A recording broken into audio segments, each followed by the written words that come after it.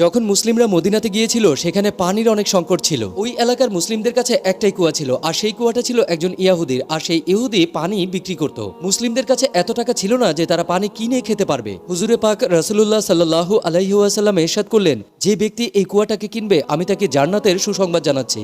হযরত ওসমান রাদিয়াল্লাহু তাআলা আনহু সেই ইহুদির কাছে গেলেন আর তাকে বললেন, এই কুয়া তুমি আমাকে দিয়ে দাও। কিন্তু সেই ইহুদি কিছুতেই মানছিল না। তখন হযরত ওসমান রাদিয়াল্লাহু তাআলা আনহু বললেন, ঠিক আছে, তুমি আমার কাছ থেকে কিছু টাকা নিয়ে নাও, কিন্তু শর্ত থাকবে একদিন কুয়ার পানি তোমার আর অন্যদিন কুয়ার পানি আমার। ওই ব্যক্তিটা 12,000 দিনার নিয়ে এই প্রস্তাবে রাজি হয়ে যায়। প্রত্যেক দ্বিতীয় দিন যখন হযরত ওসমান রাদিয়াল্লাহু তাআলা আনহু সময় আসতো, তখন তিনি মুসলিমদেরকে ফ্রিতে পানি পান করাতেন আর তাদেরকে বলতেন পরের দিনের জন্য পানি সংগ্রহ করে নাও। এতে এমন হতে থাকলো যে ওই ইহুদির কাছে আর কেউ পানি কিনতে যেত না। শেষমেশ আরো 23,000 দিনার নিয়ে ওই ইহুদি হযরত ওসমান রাদিয়াল্লাহু তাআলা আনহুর কাছে ওই পানির কুয়াটা বিক্রি করে যান। তিনি এভাবেই মুসলিমদের বিনা স্বার্থে সাহায্য করেছিলেন। সুবহানাল্লাহ।